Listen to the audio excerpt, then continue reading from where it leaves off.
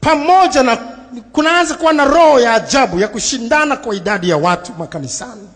Kanisa langu ndio kubwa sana kuliko yote. Kanisa langu ndio lina watu msijui wangapi. Lazima tuwe makini katika hili. Je, tunaojaza watu ni watu wanaokwenda mbinguni au tunawafanya watu kubadilisha dini sasa na kuingia katika dini nyingine ya Kipentekoste? Dini nyingine ya kufanya ya watu kuwa wachafu ni afadhali kuliko hata dini walikotoka. Sivyo Yesu anavyotuagiza kufanya. Tunataka tufanye ili tuwapate. Tunawapata kivipi? Tunapata kuwa washirika wetu au washirika wa Kristo. Kumbuka, kuna kanisa linaloonekana na vile vile kuna kanisa lisiloonekana. Kuna kitabu cha washirika kanisani, makanisa yanaonekana hapa duniani, na vile vile kuna kitabu cha uzima ambao kina watu ambao majina yao yameandikwa mbinguni.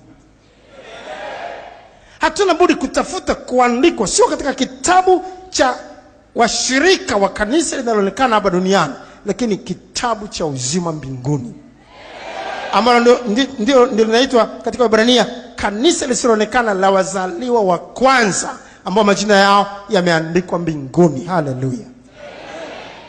Na sasa, kwa hiyo ni hila za adui kwamba tushushe viwango kwa visingizio vya kuwapata. Na je, tunawapata kweli?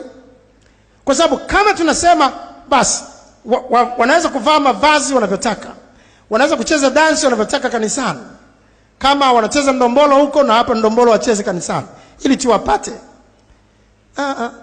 hile tu unafikiri ndio litawafanya wawepo?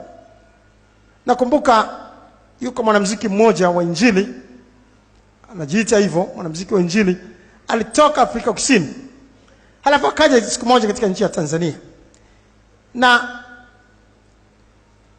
akapiga mirindimo yake katika ukumbi wa Diamond Jubilee, na watu wamejazana kwa sababu ya mirindimo ya kwake ambayo ni kama ya dance tu, kama ya dance yoyote ile.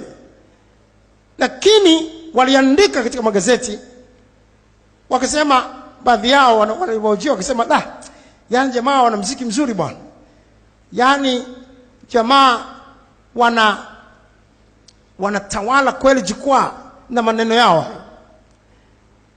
Lakini tatizo sasa ni sasa hii watu walikuwa na hojiana mle ndani, sasa tunachezaje hili dance? Wao wanatumia Kiswahili chao, wanasema tunayarudije haya magoma? Tunayarudije haya magoma bila stimu?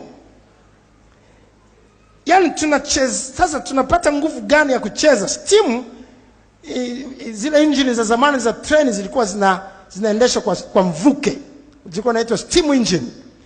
Kwa sasa nguvu gani tutaipata ya kucheza ili tucheze sawa sawa? Sasa wakawa wanauliza waandaaji, jamani, hamna pombe kidogo sasa? Maana tunataka tupate pombe tutie stimu. Sasa nyinyi mnasema hamna pombe, tu ni soda. Sasa tutapataje stimu? Pombe haziruhusiwi hapa, ni soda tu. Ikabidi watu wao wanatoka kwenda kupata stimu nje. Wanaenda kunywa gongo, wanakwenda kunywa pombe kwanza huko, halafu wanakuja wako TND, halafu wamelewa hoi tabani na mabangi yao, mimoshi yao, ndio sasa wanayarudi magoma ya Injili. Kumbe unataka tuwapate, huwezi kusema tu mavazi. Manake na uasherati ukubali.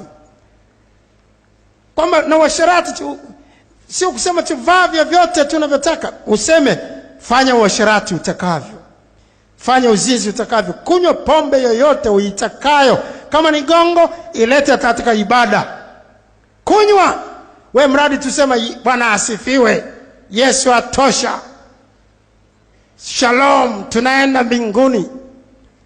Kwa hiyo wachungaji, kama tunafundisha watu kwamba wafanye chochote kile, tuambie wanywe pombe vile vile, wanywe pombe yote ile, wafanye uasherati wote ule, tumalize yote. Lakini kwa habari tu ya mavazi, kwa habari ya kucheza tu dansi, wanataka stimu. Lazima wape na stimu. Kwa hiyo kumbe ni hila tu za adui kwa kushusha viwango. Tunakuwa na kanisa linalosemekana kuwa ni hai, kumbe limekufa. Bwana tusaidie kuwa na macho ya rohoni ya kuyaona haya wa Tanzania. Bwana tusaidie kuwa na macho ya rohoni ya kuyaona haya wa kanisa la Mungu lote duniani. Oh, hallelujah.